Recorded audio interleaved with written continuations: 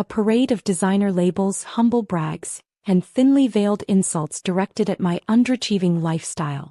My sister Amanda's new iPhone 15 Pro Max held center stage as she documented every moment for her social media followers. "Look at Sarah still using that ancient model," she smirked, zooming her camera in on my deliberately basic phone. "What is that, 3 years old?" My brother Michael chimed in, waving his own latest flagship device. "Must be hard maintaining those expensive phone payments on a basic tech support salary. If they only knew that their precious phones were connecting through networks I owned." The name SJ Communications on their service provider's documentation clearly hadn't rung any bells. "Some of us have different priorities," I replied quietly, checking my secure business email. My CFO had just confirmed our acquisition of the last independent carrier in the region. By tomorrow, every major telecommunications network in 3 states would be under my control. "Priorities," my mother scoffed, setting down her wine glass. "Darling, you're 32 and working in a call center. Your siblings are executives." Amanda preened at the mention of her executive status, a mid-level management position at a marketing firm that unknowingly rented server space from one of my data centers. Michael's investment firm handled a fraction of what my telecommunications empire generated in a day. "Speaking of work," Amanda continued, scrolling through her phone, "my latest social media campaign reached millions. The engagement metrics are incredible." She turned her screen toward me. "Not that you'd understand marketing at your level."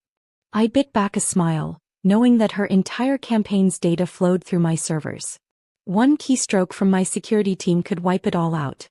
"How's the coverage on your new phone?" I asked innocently.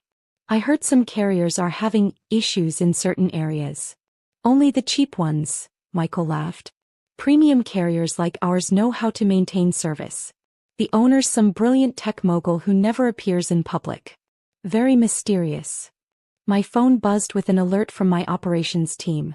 "Ms. Johnson, final checks complete on network integration. Shall we proceed with service transfer protocol?" "Must be nice," my mother sighed, "having such reliable service." "Sarah, dear, if you need help upgrading your phone plan, I'm sure your siblings would be happy to assist." I stood up, gathering my things. "Actually, I should head out. Have an early meeting tomorrow about some service changes." "Right, customer complaints about why their budget phones don't work," Amanda snickered. "Have fun with that." As I left, I heard them planning their next social media posts, completely unaware that their digital lives were about to experience a significant disruption. "Proceed with the transfer," I texted my team.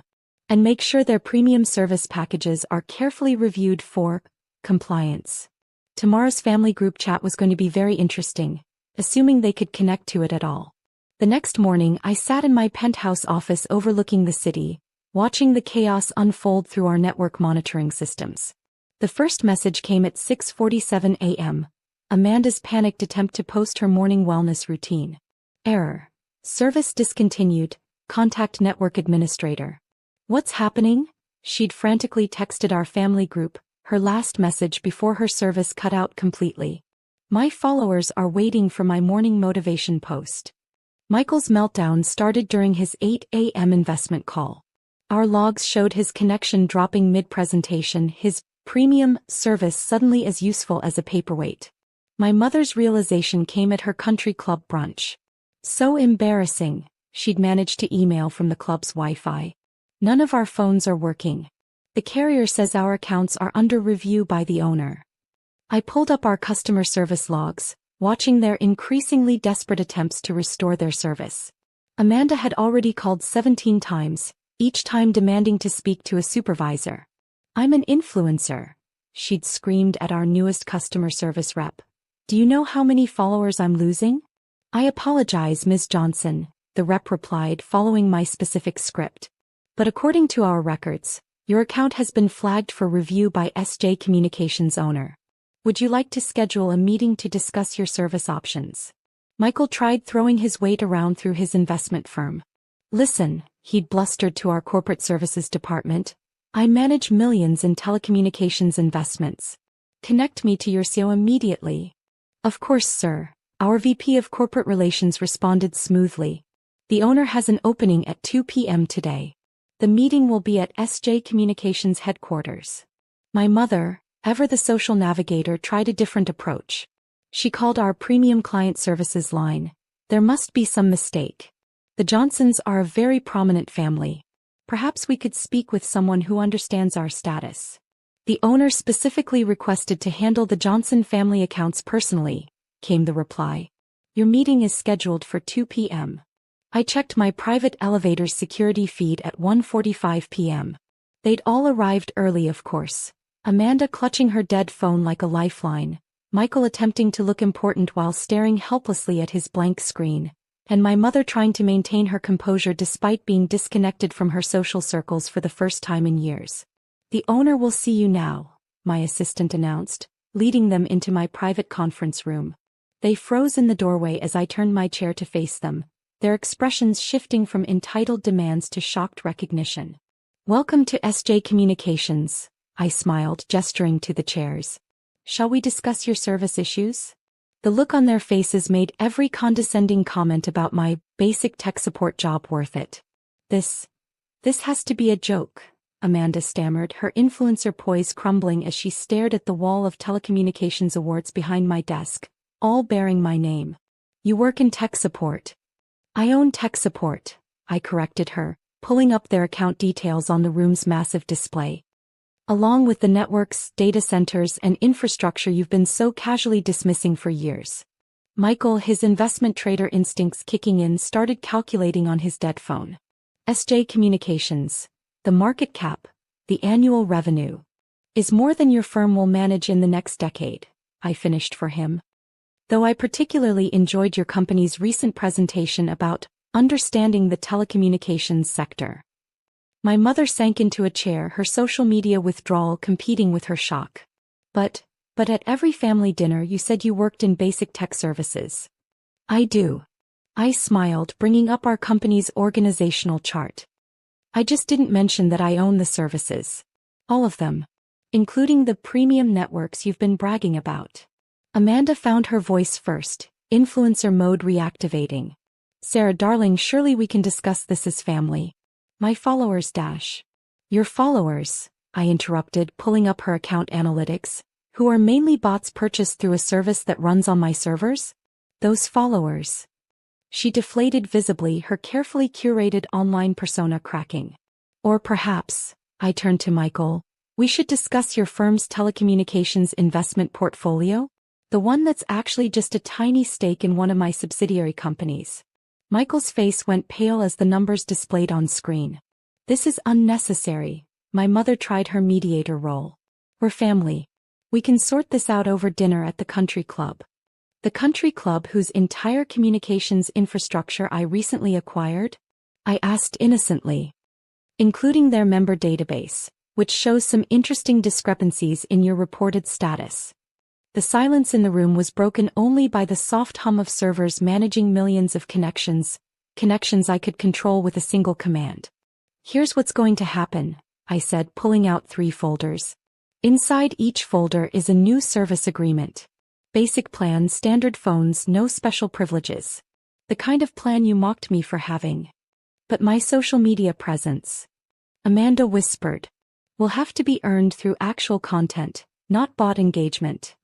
My investment clients, Michael started, will need to be impressed by real market knowledge, not borrowed prestige. My mother opened her mouth, but I held up my hand. And the family's social standing will have to rest on something more substantial than digital facades. I stood, straightening my designer suit, the kind of subtle luxury they'd never appreciated. You have 2 choices. Sign the new agreements, accepting your actual place in the digital hierarchy, or find another carrier. I smiled. Though good luck finding one I don't own. This is blackmail, Michael protested weakly. No, I corrected him, this is a business decision.